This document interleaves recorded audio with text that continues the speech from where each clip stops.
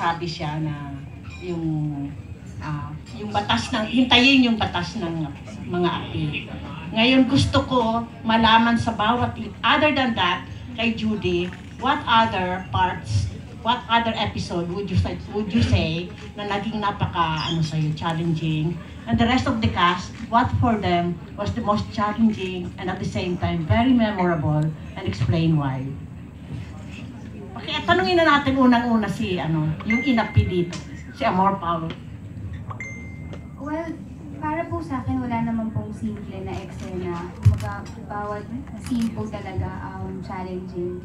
And I would say that one of the most memorable for me is yung mga scenes po namin ni Madam.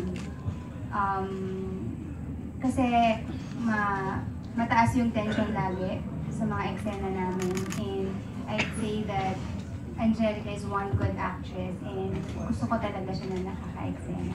So, memorable scenes po for me. Thank you.